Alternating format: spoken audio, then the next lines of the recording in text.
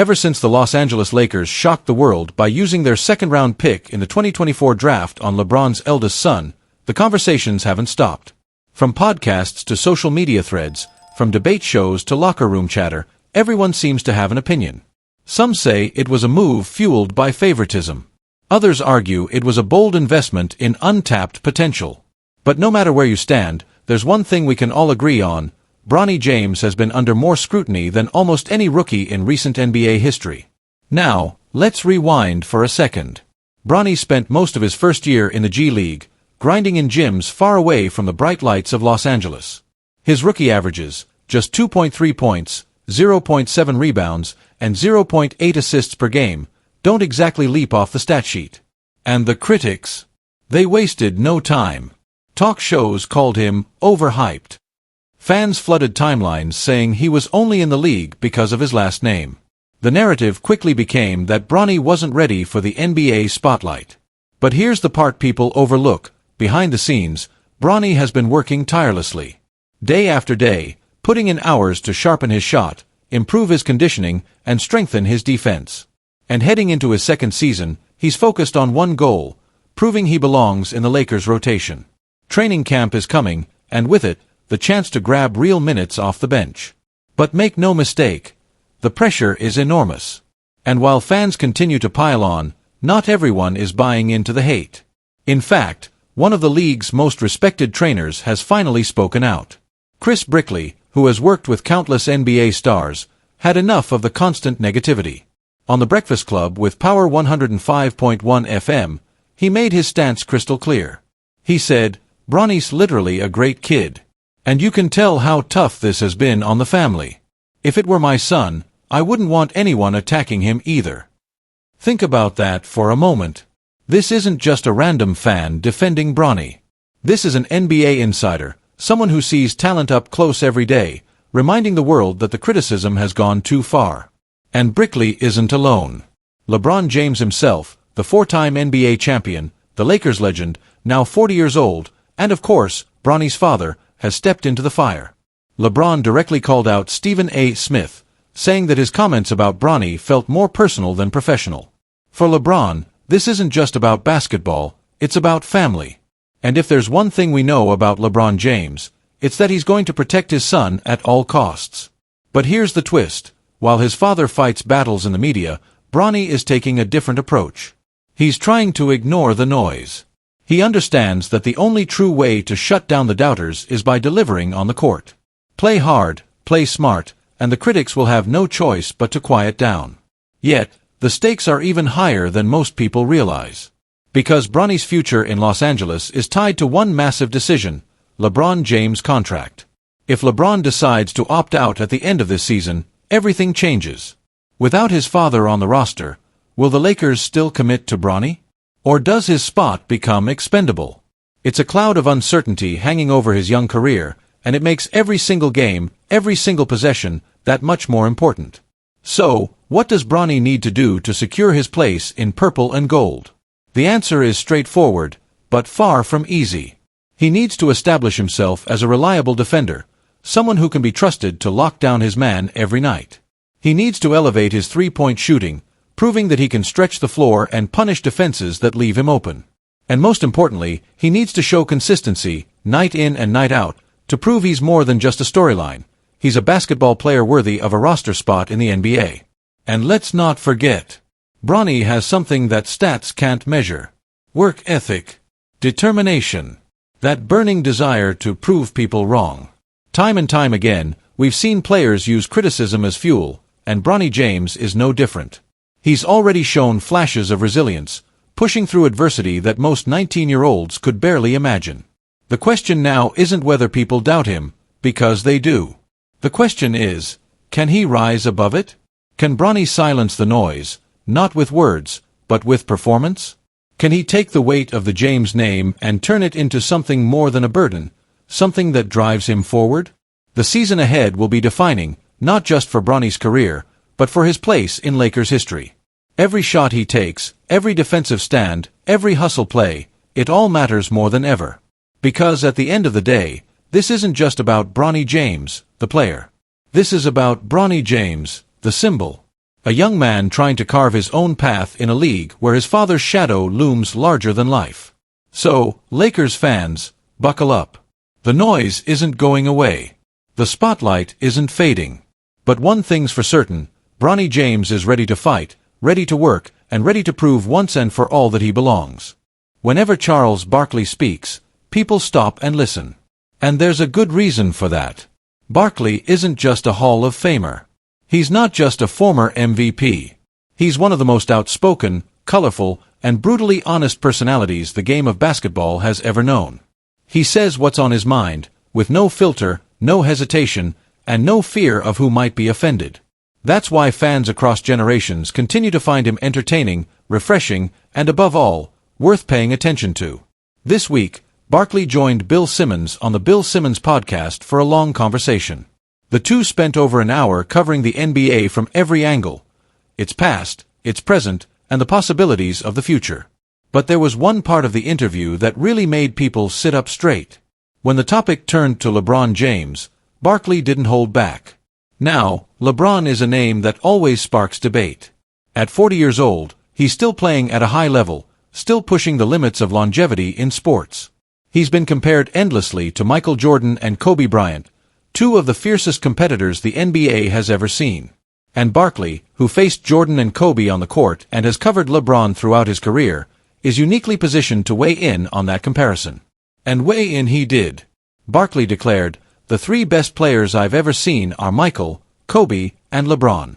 But there's a difference. Michael and Kobe were killers. They would destroy you. They'd come at you without hesitation, without mercy. LeBron is different. LeBron is a nice guy. And I don't mean that as a knock. He's still great, great, great. But he's a nice guy. Michael and Kobe weren't nice guys. They approached the game with another kind of edge. To me, it's like watching Shai Gilgeous-Alexander. He's a phenomenal player, but he reminds me more of LeBron. He's incredible, but he's not out there trying to kill you." Think about that for a moment. Barkley isn't talking about statistics. He's not talking about championships, MVP awards, or highlight reels. He's talking about mentality. The mindset. The way a player carries himself and imposes his will on the court. Jordan and Kobe were predators. They were feared. You could see it in their eyes.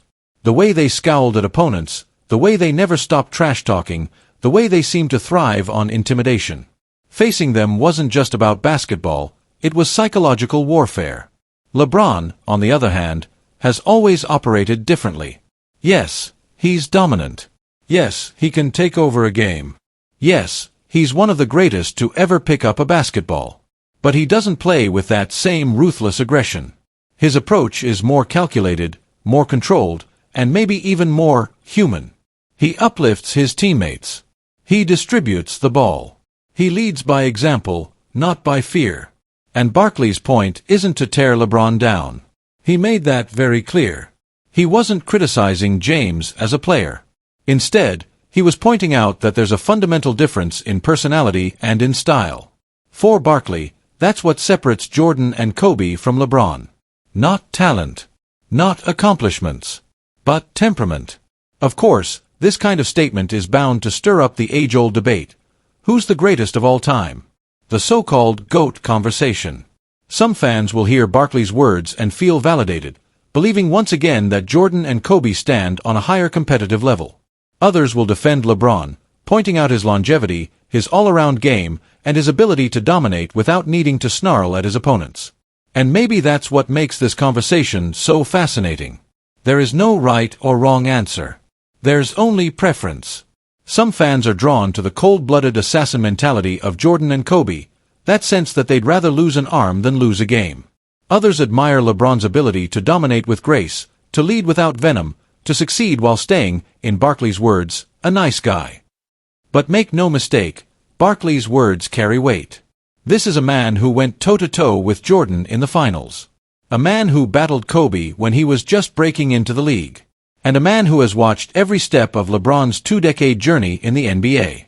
Very few voices in basketball can claim that level of perspective. So what does this all mean? It means that greatness doesn't look the same for everyone. For some, it's a glare and a growl. For others, it's a smile and a pass. For Jordan and Kobe, greatness was built on fear and intimidation. For LeBron, greatness has come from being both dominant and approachable, the superstar who could crush you on the court, then shake your hand with a grin afterward. And maybe that's why fans are still so divided. Because deep down, this isn't just about basketball. It's about what we value in our heroes. Do we admire the ruthless competitor who shows no mercy? Or do we respect the player who proves you don't have to be cutthroat to be considered one of the all-time greats? Charles Barkley, as always, didn't sugarcoat it. He laid it out in plain terms. And whether you agree or not, his words remind us of one thing: the debate will never end. Jordan, Kobe, LeBron, three legends, three paths to greatness, three legacies that will forever shape the game we love. Now, let's rewind for just a moment. Last season, Reaves wasn't just good, he was outstanding. He stepped into a role nobody fully expected him to master, becoming the reliable third option right behind LeBron James and Luka Doncic. He wasn't just a role player anymore. He was putting up superstar numbers: over 20 points a game, almost 6 assists, and over 4 rebounds per contest. Night after night, he proved that he could hang with the best, earning respect across the league. But here's the twist.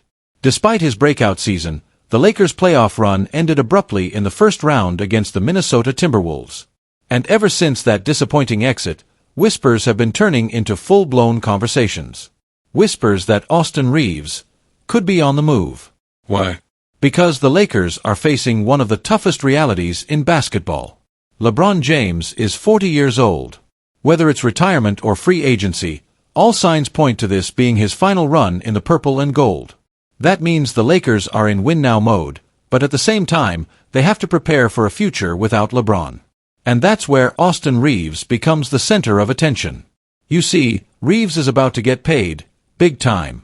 He's entering the third year of his contract, with a player option looming in 2026 to 27. But let's be real, he's almost guaranteed to decline that option. Why? Because on the open market, he could be looking at $30 million per season, maybe even more if his production keeps climbing. That's the kind of money the Lakers may not want, or be able, to commit to. So, the front office is stuck with a question.